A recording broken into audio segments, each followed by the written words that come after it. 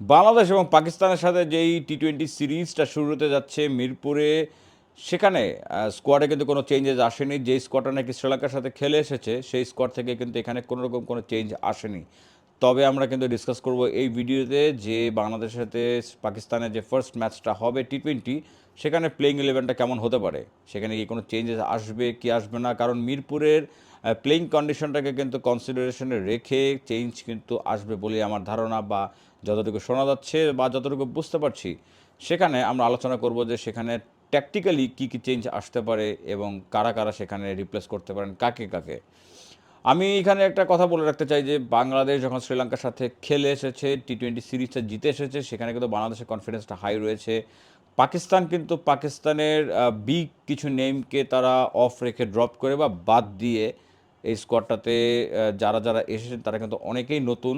আগের যেই সিরিজটা তারা খেলেছিল সেখান থেকে কিন্তু 6 থেকে 7 জনকে নতুনভাবে ইনক্লুড করা হয়েছে। তাদের বিগ নেমস বলতে বাবর আজমকে তারা ড্রপ করেছে, তারা রিজওয়ানকে বাদ রেখেছে, হারিস রফ ইঞ্জুরির কারণে নেই, শাদাব খান ইঞ্জুরির কারণে নেই, শাহিন শাহ আফ্রিদি তাদের এই স্কোয়াডে নেই। সো পাকিস্তানের জন্য, ইভেন বাংলাদেশের সাথে কিন্তু আরেকজন পাকিস্তানের পেসার হাসান আলী কিন্তু কাঁপিয়ে দিয়েছিল বাংলাদেশের সাথে লাস্ট যেই সিরিজটা খেলা হয়েছিল পাকিস্তানের মাটিতে, সেখান থেকে কিন্তু সেই স্কোয়াড থেকে হাসান আলীও নেই। পাকিস্তান কিন্তু একটা নিউ ট্রান্সফরমেশনের মধ্যে দিয়ে যাচ্ছে এবং সেখানে কিন্তু তারা তাদের ইয়াংস্টারদেরকে প্রমোট করিয়ে, যারা কিনা প্রোভেন পারফর্মার তাদের ডোমেস্টিকে তাদের পিএসএলে। সো এটা কিন্তু মোটেও it will not be an easy series for Bangladesh. আর বাংলাদেশের কথা বললে বাংলাদেশ কিন্তু কনফিডেন্স, যদি কথা বলি কনফিডেন্স কিন্তু বাংলাদেশের হাই রয়েছে, যেহেতু রিসেন্টলি তারা শ্রীলঙ্কাকে শ্রীলঙ্কার মাটিতে প্রথমবারের মতন সিরিজ হারিয়ে দিয়ে এসেছে। সো বাংলাদেশ যেই মিরপুরে খেলবে, যেহেতু মিরপুরের যে পিচের কন্ডিশন, সেই কন্ডিশনে আমরা জানি যে স্লো লো এবং স্পিনিং উইকেটই সাধারণত হবে, এবং এখানে অবভিয়াসলি 200 উইকেটের বা 200 পিচ হবে না এখানে। সো এখানে যদি সেই 130 40 বা ম্যাক্সিমাম 50 বা 160 যদি হয়, সেটা কিন্তু লোয়ার সাইডে বা স্লোয়ার সাইডে হবে উইকেটটা। সেখানে কি বাংলাদেশ ট্যাকটিক্যাল কিছু চেঞ্জেস আনবে কি না? যদি চেঞ্জেসের কথা বলি তাহলে আসলে এখানে পাকিস্তানের সাথে ম্যাচটাতে মিরপুরে খেলা হবে বলে বাংলাদেশ চাইবে তাদের হোম কন্ডিশনে, হোম উইকেটে, হোম অ্যাডভান্টেজ নিয়েই খেলতে। আর তাহলে স্পিনারের সংখ্যা অটোমেটিক্যালি বেড়ে যাবে। পেসার কিন্তু শ্রীলঙ্কার সাথে ম্যাচগুলোতে 3টা ম্যাচে দেখা গিয়েছিল যে 3জন পেসার নিয়ে খেলেছিল বাংলাদেশ। সেখান থেকে পাকিস্তানের সাথে ম্যাচে আমার কাছে মনে হয় যে একজন পেসারকে ড্রপ করা হবে বা অফ রাখা হবে, সেখানে একজন স্পিনারকে রিপ্লেস করা হবে স্কোয়াডে। কিন্তু তাহলে যদি একজন পেসারকে ড্রপ করা হয় তাহলে আরও 3জন পেসার থাকবেন।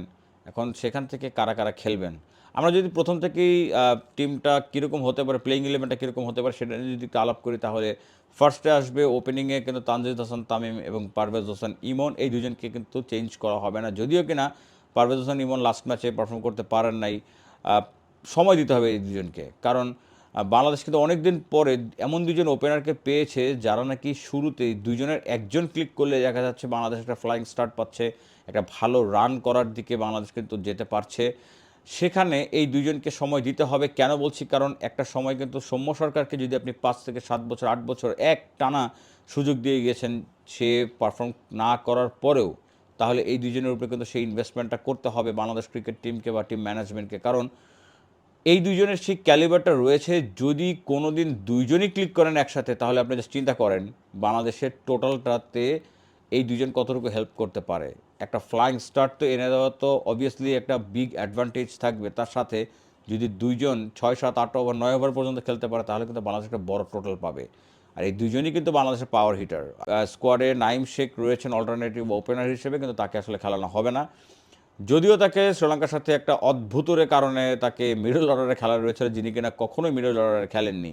নাম্বার 3-তে আমি দেখতে পাচ্ছি স্পষ্টভাবে লিটন দাস, তিনি পারফর্ম করছেন। লাস্টের 2টা ম্যাচে শ্রীলঙ্কার সাথে খুবই ভালো খেলেছেন, তিনি ফর্মে আসছেন। তারও কিন্তু তার জন্য জরুরি হবে পাকিস্তানের সিরিজে তিনি তাকে কীভাবে করে অ্যাডাপ্ট করান, আবার কন্ডিশন চেঞ্জ, একটা স্পোর্টিং উইকেট থেকে আবার পাকিস্তানের সাথে মিরপুরে সেই স্লো লো উইকেটে খেলা হবে। সো তিনি কীভাবে করে নিজেকে অ্যাডাপ্ট করতে পারেন সেটা কিন্তু একটা দেখার বিষয় থাকবে। লিটন খেলবেন 3-এ, নাম্বার 4 তাহিদ হৃদয়। তাহিদ হৃদয়কে নিয়ে কিন্তু অনেক কোয়েশ্চেন থাকতে পারে। তাহিদ হৃদয়ের পারফরমেন্স নিয়ে বা তাহিদ হৃদয়ের খেলার অ্যাপ্রোচ বা স্টাইলটা নিয়ে কিন্তু অনেকেরই আমাদের প্রশ্ন রয়েছে যে তাহিদ হৃদয়কে আসলে টি-20তে চলে কি চলে না। যেহেতু স্কোয়াডে আছেন, তাহিদ হৃদয় এখানে খেলবেন। সো নাম্বার 4 তাহিদ হৃদয়কে খেলানো হবে, নাম্বার 5-এ শামী পাটোয়ারিকে খেলানো হবে, নাম্বার 6-এ জাকির আলী অনেক খেলবেন। সো এই 6 জন গেল। 7 নম্বরে রিশাদ হোসেন, 8 নম্বরে শেখ মাহিদি। সো এই 8 জন শিওর। 9 নম্বরে একজন পেসারকে কমানো হবে, সেখানে একজন স্পিনারকে অ্যাড করা হবে, সেটা আমার ধারণা বা আমি যতটুকু নিউজ রিপোর্টসগুলো দেখছি সেখানে কিন্তু সেরকম কথাই টিম ম্যানেজমেন্টের কাছ থেকে এসেছে। যদি স্পিনার খেলানো হয় তাহলে মেহেদী হাসান মিরাজ নাকি নাসুম আহমেদ। দেখেন স্কোয়াডে অলরেডি শেখ মাহিদি রয়েছেন রাইট আর্ম অফ ব্রেক, যদি দরকার পড়ে সিক্সথ বোলিং অপশন হিসেবে শামীম পাটোয়ারি রয়েছেন, তিনিও right arm off break. So এখানে আমার কাছে মনে হয় না যে আরেকজন রাইট আর্ম অফ ব্রেককে খেলানো হবে। এখানে আমার কাছে মনে হয় যে ক্লিয়ারলি নাসুম আহমেদকে খেলানো হবে, কারণ স্পিনে ভ্যারিয়েশন আনার জন্য রাইট আর্ম লেগ স্পিন আছেন রিশাদ, 2 জন কিন্তু আপনার রয়েছেন right arm off break. So একজন লেফট আর্ম অফ স্পিনকে বা লেফট আর্ম অর্থোডক্স হিসেবে নাসুম আহমেদকে খেলানো হবে। নাম্বার 9 গেল। নাম্বার 10-এ মুস্তাফিজুর রহমান ফর শিওর খেলবেন। নাম্বার 11-এ মানে 2 জন পেসার যদি খেলেন, নাম্বার 11 আরেকজন পেসার কে খেলবেন? শ্রীলঙ্কা সিরিজে কিন্তু শরীফুলকে খেলতে দেখা গিয়েছিল। শরীফুল কি আবার খেলবেন নাকি অন্য কেউ এখানে আসবেন? কারণ মুস্তাফিজ আপনার টিমে রয়েছেন একজন লেফট আর্ম পেসার বা সিমার, সেখানে আরেকজন লেফট আর্ম সিমারকে কি খেলানো হবে? আমার কাছে মনে হয় যে তাসকিনকে এখানে খেলানো হতে পারে, কিন্তু আমার প্রেফারেন্স থাকবে তানজিম হাসান সাকিবকে, কারণ তানজিম হাসান সাকিবের কিন্তু সেই ভ্যারিয়েশনগুলো রয়েছে, ব্যাকহ্যান্ড স্লোয়ার বলি বা স্লোয়ার বলি বা পেস আপ ডেলিভারি বলি বা ইভেন বাউন্সের কথা বলি। সো তানজিম হাসান সাকিবকে যদি খেলানো হয় এই পিচে, মিরপুরের পিচের কথা চিন্তা করে বলছি, ব্যাকহ্যান্ড স্লোয়ারগুলো কিন্তু এই স্লো পিচে কিন্তু বেশি কার্যকরী হতে পারে বলি আমার ধারণা। সো আমার কাছে মনে হয় যে তানজিম হাসান সাকিবকে কিন্তু খেলানো হবে। সো এই হচ্ছে প্লেইং ইলেভেন। সো আপনারা কি ভাবছেন, এই প্লেইং ইলেভেন থেকে খেলবে নাকি আপনাদের মতে এখান থেকে অন্য কাউকে রিপ্লেস করে অন্য কাউকে খেলানো হবে? কাকে রিপ্লেস করানো হতে পারে, কে খেলতে পারে? আপনারা আপনাদের মতামত প্লিজ জানাবেন। আর বাংলাদেশ কেমন করবে এই ম্যাচটাতে? প্রথম ম্যাচটা কি বাংলাদেশ জিতে অ্যাডভান্টেজে থাকবে, বা বাংলাদেশ কি ম্যাচটা জিততে পারবে কিনা, সেটা কিন্তু আপনাদের কাছ থেকে জানতে চাইবো। সবাই ভালো থাকবেন, দেখা হবে নেক্সট কোনো ভিডিওতে। ততক্ষণ পর্যন্ত দোয়া করবেন, দোয়া রাখবেন। আল্লাহ হাফেজ।